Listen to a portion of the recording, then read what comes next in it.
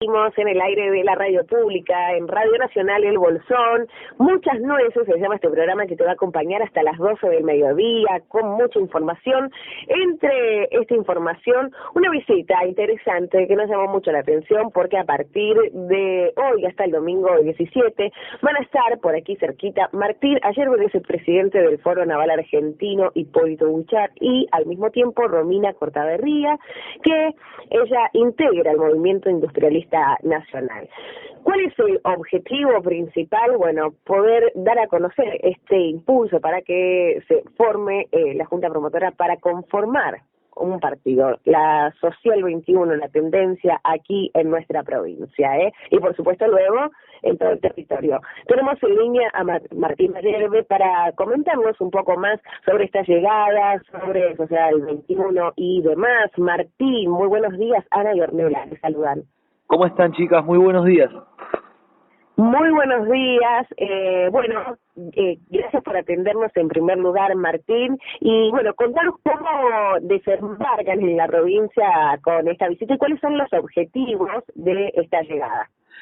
Bueno, un honor como siempre poder emitir desde la radio pública, patrimonio de todos los argentinos, en el sistema de medios de comunicación pública que debemos sostener a rajatabla frente a algunas bravuconadas de algunos políticos profesionales que se disfrazan de libertarios y anuncian el cierre de la radio pública, de la televisión pública.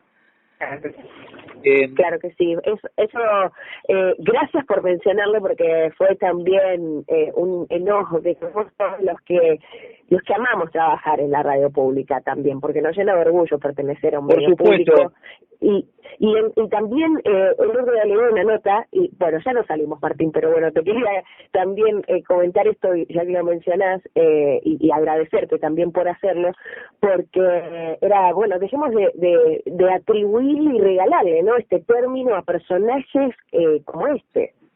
Sí, personajes que no han trabajado nunca, que no se sabe de qué viven, y que se andan haciendo los buenos regalando la dieta de diputados, que es un insulto para los argentinos, porque si los argentinos pagamos para que los legisladores trabajen en su función legislativa, regalar la dieta es una burla para los argentinos de gente que está bancado por las embajadas extranjeras y que por eso hace la payasada esa. Es un insulto contra los argentinos, lo deberían expulsar de la Cámara. Entonces, la verdad que sí, coincidimos. Y además, hablando de este tema de sus declaraciones, hablamos de Javier Milei, por si alguno no está al tanto de esta información, pero que igualmente hemos compartido en el espacio. Estamos también, comentábamos un poco entre nosotros, entre los trabajadores de Radio Nacional El Bolsón, el poco conocimiento, ¿no?, de la llegada de la radio pública en el resto del país, no solamente en Buenos Aires, ¿no? Cómo aquí siguen el mensaje al poblador, cómo continúa en la radio pública el servicio social, personas que saben que deben atenderse tal día, tal hora, gracias a la radio pública, no deben tener ni idea, ¿no?, de lo que sucede en el interior. No, por supuesto, porque son conchetos unitarios de Buenos Aires, economistas unitarios de Buenos Aires, abogados unitarios de Buenos Aires, enemigos del pueblo argentino y de la Federación. Entonces, hay que decir claramente las cosas como son y vivir sin temer, porque nada nos pueden hacer estos tontos, que solamente la van de pesados, pero a nosotros no nos aguantan un solo round. Y no son capaces ni siquiera de presentarse a un debate con nosotros. Porque estos tipos ya mostraron que debajo de la peluca está Domingo Felipe Cavallo y su proceso de privatizaciones que destruyó la Argentina. Y contra eso, nosotros nos levantamos con la dignidad de los argentinos, de la tradición de los medios de comunicación público, de las empresas del Estado que prestaron servicios durante décadas con tarifas que eran prácticamente simbólicas. El precio del agua para los argentinos era simbólico. De hecho, se iba y se pagaba las boletas todas juntas del año por una cuestión más bien de vergüenza que de dinero, de sentido en falta de no pagar el agua, que era verdaderamente no tenía un valor monetario significativo. Asimismo el gas y la energía eléctrica, que cuando todo esto estaba en manos del Estado empresario argentino, las tarifas no eran significativas para los ingresos de la familia argentina. Hoy puede llegar a ocupar 1/3 del ingreso familiar. Entonces, volver al modelo argentino de desarrollo para nosotros es vital. De todos modos, yo les propongo, chicas, que cuando quieran, algún día podamos, además de la visita que tenemos en este momento en la provincia de Río Negro, particularmente en Bariloche y el Bolsón, un día podamos conversar sobre la mirada, por lo menos, que nosotros planteamos en los medios de comunicación y cómo reordenar tanto el espacio radioeléctrico como el factor de potencia de las emisoras, porque mientras Radio Nacional cumple con la ley y da el ejemplo, hay privados sostenidos por multinacionales, por empresas extranjeras, que integran sistemas de telecomunicación globales con apoyo en Estados Unidos a través, por ejemplo, de la Warner, que en la Argentina tienen antenas y potencias por encima de lo que está establecido en la ley y tapan a las otras frecuencias que se encuentran a su lado.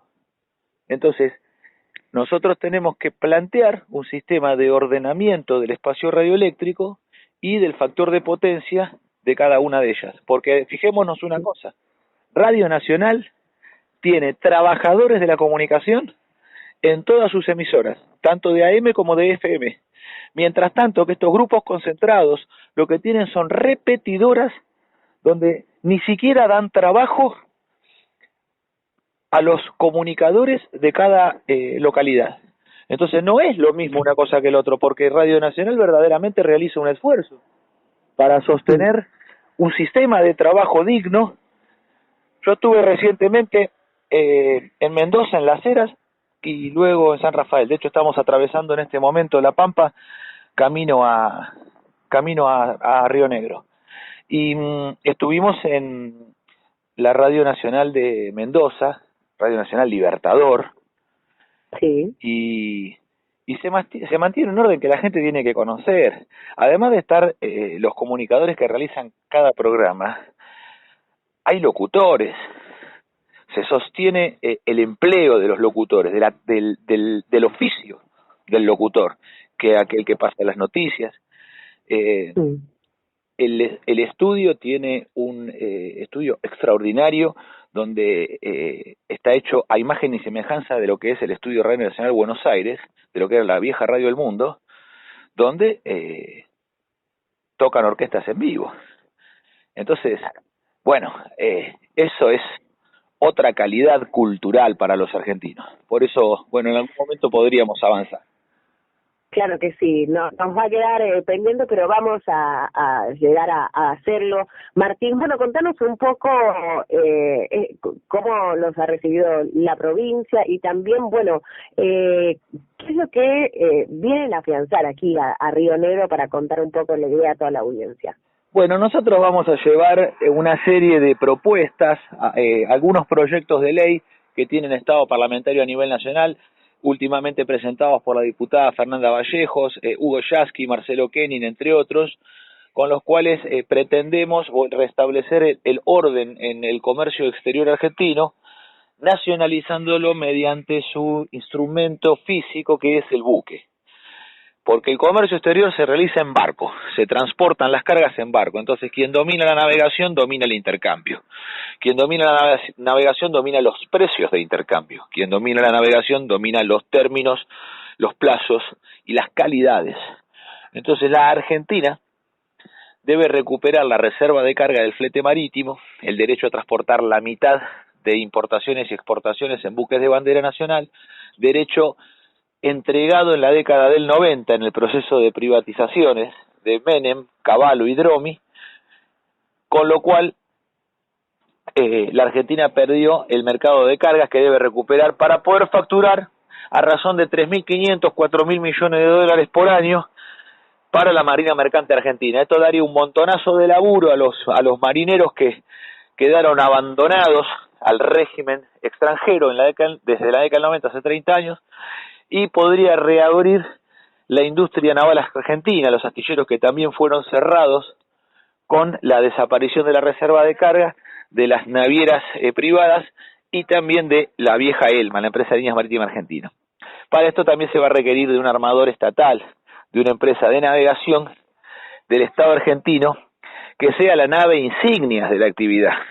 Esto no quiere decir que no puede haber actividad privada, pero está a la vista que todos los que jugaron para la privatización en la década del 90, aquellos que creyeron que privatizando la Argentina iban a crecer en el ambiente privado, después se dieron cuenta que en la Argentina podían ser hombres ricos, pero en el juego internacional del comercio exterior son apenas piojos resucitados, que no tienen ninguna importancia y que son una cáscara de nuez en el océano Atlántico. Entonces, nosotros necesitamos una empresa de bandera, una empresa nacional, una empresa estatal que sea la nave insignia de la navegación y que a través de ella se pueda recuperar toda la actividad, tanto pública como privada, con los astilleros y la industria naval dando 150.000 puestos de trabajo en total, tanto en astilleros, navalpartistas, como puestos de trabajo indirectos, y así, desde el comercio exterior, reorganizar la logística nacional,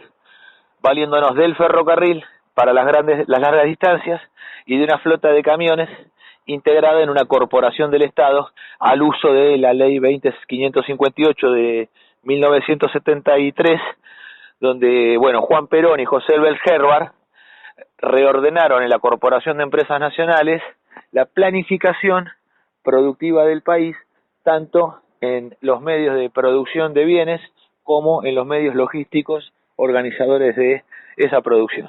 Eso es un poco lo que el grueso, lo troncal que vamos a compartir en Río Negro, y además va a haber algunas charlas también y encuentros donde vamos a plantear Bariloche, polo tecnológico argentino, la creación de una electrónica nacional con base en la minería argentina, porque esta minería así actual, en los términos que plantean las embajadas extranjeras, se come el agua de la cordillera de los Andes, de los glaciares, de las regiones en las cuales hay que tener sumamente cuidado con el recurso por su escasez, que permite en el caso de Mendoza tener un oasis, pero que no hay recurso acuífero infinito, entonces debe haber un equilibrio, pero esto tiene que estar dado en funciones de la planificación presupuestaria nacional. No puede ser que vengan,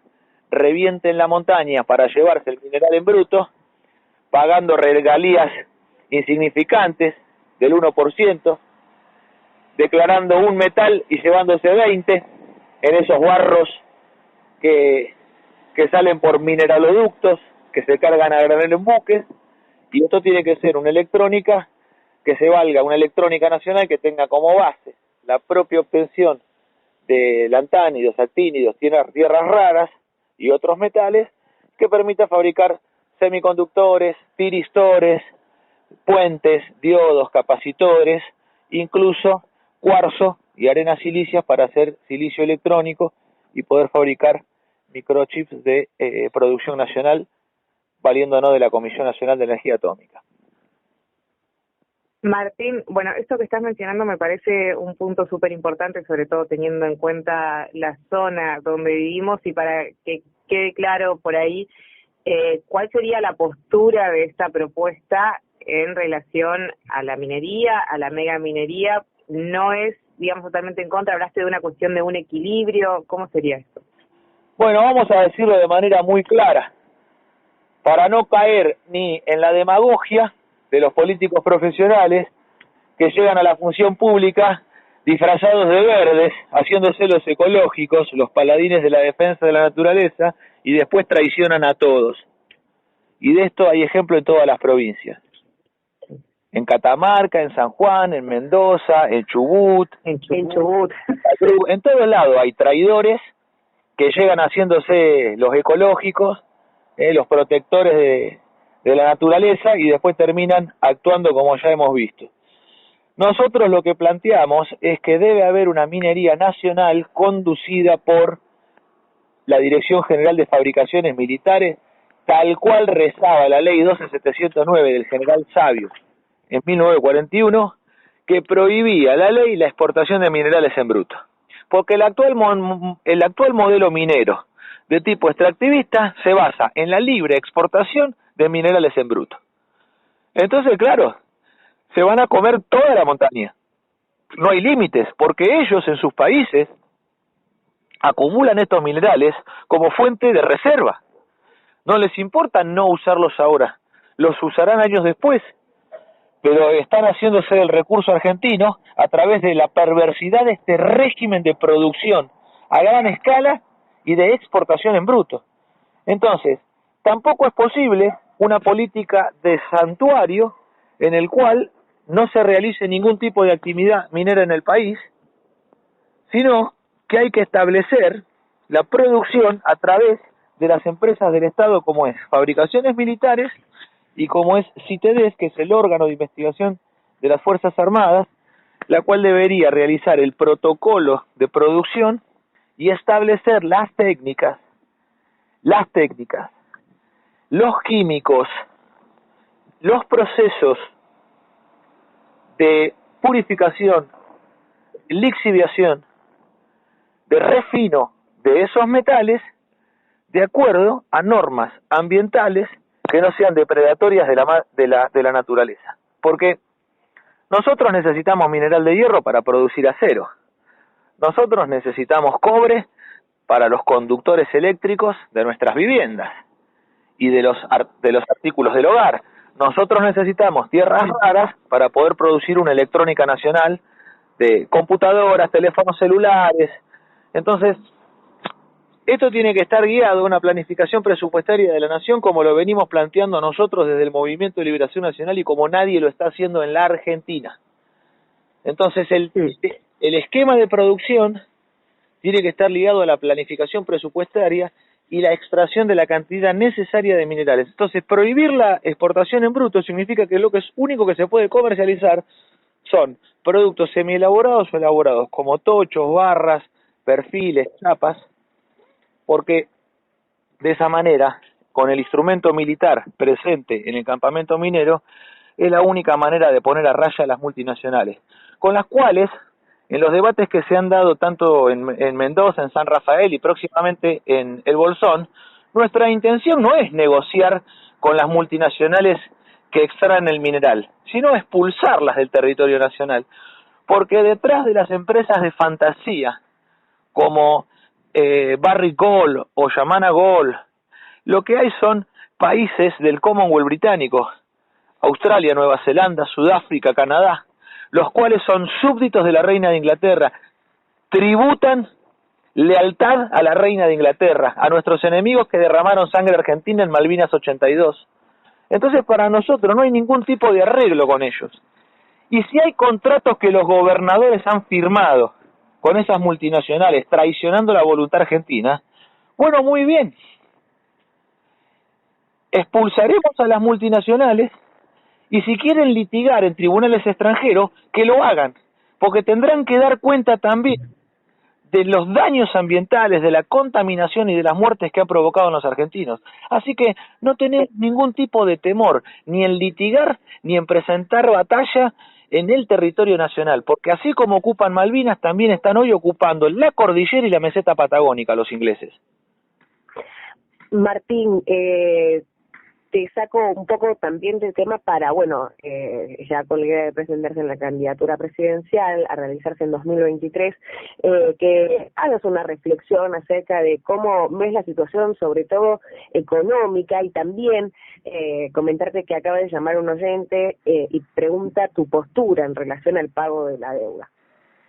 Bueno, con respecto al pago de la deuda externa, para contestarle al oyente, le recomendamos que en nuestras redes sociales, Social21LT en Twitter, Social21 La Tendencia en Facebook, puede encontrar un documento de Romina Cortaberría. Es más, puede acercarse a los encuentros que vamos a realizar y conversar con Romina, que ha presentado un documento sobre deuda externa, manifestando que hay una cosa que hay que cortar. Lo que hay que cortar son los decretos de cesión de soberanía, que todos los gobiernos vienen firmando. Porque cada vez que hacen una renegociación de la deuda, con una quita, sin una quita, con una quita mayor, con una quita menor, lo que hacen es poner de garantía los bienes, los recursos naturales, los bienes patrimoniales de la nación, los bienes de la defensa y los bienes culturales del país. Por algo, todos recordarán que en un país inventado por los gringos en África, que es Ghana, en ese país, en esa sinrazón, embargaron por órdenes de los Estados Unidos de Norteamérica la fragata Libertad. Y si embargaron la fragata Libertad es porque los que renegociaron la deuda la pusieron de garantía. Entonces no hay un buen arreglo económico que justifique la cesión de soberanía nacional, porque ceder jurisdicción a tribunales internacionales después hace que la Argentina se la pase litigando en países inventados o en jueces sin ninguna importancia como el juez Griesa. Y se constituye todo un tema de distracción nacional, donde la Argentina es víctima del juez Griesa. ¿Cómo puede ser que nosotros nos encontremos paralizados, detenidos, porque un juez de un tribunal insignificante pone en jaque a la nación? Entonces, esto es producto de los decretos de cesión de soberanía, que desde el Plan Brady, desde la negociación de la deuda del Plan Brady en la década del 90 hasta el día de la fecha, sin solución de continuidad. Y lo han hecho todos los gobiernos, los que han hecho descuento de la deuda, los que no descuentan. Y otro tema más. Mientras nos tienen entretenidos con la discusión de la deuda de Macri, que son 40.000 millones de dólares, ocultan que detrás está el 90% del total de la deuda, porque los 40.000 millones de dólares son el 10% de los 400.000 millones de dólares de deuda externa nacional. Entonces la cuestión no radica en discutir un pedacito que a algún sector le conviene para hacer su negocio político. No, el problema son los 400.000 millones de dólares y que la Argentina va a estar pagando entre 12 y 15.000 millones de dólares de cuota con el Fondo Monetario, con los acreedores externos, durante todos estos años que vienen. ¿Qué deberíamos hacer? Bueno, vamos a ser prácticos. Ya que los gobiernos anteriores han tomado deudas con organismos internacionales y firmado compromisos con anterioridad, muy bien, la Argentina a partir de este momento, esto es lo que haríamos nosotros, contestando la pregunta del oyente y respondiendo a tu pregunta también con respecto a la candidatura presidencial que vamos a presentar para 2023. Perfecto. Quedan un montón, la verdad, de preguntas que tenemos para hacerte, Martín. ¿Cuándo van a estar en el Bolsón? Y también dejar abierta esa invitación, ¿no?, para toda la gente que quiera acercarse a poder llevar adelante una charla, un análisis junto a ustedes.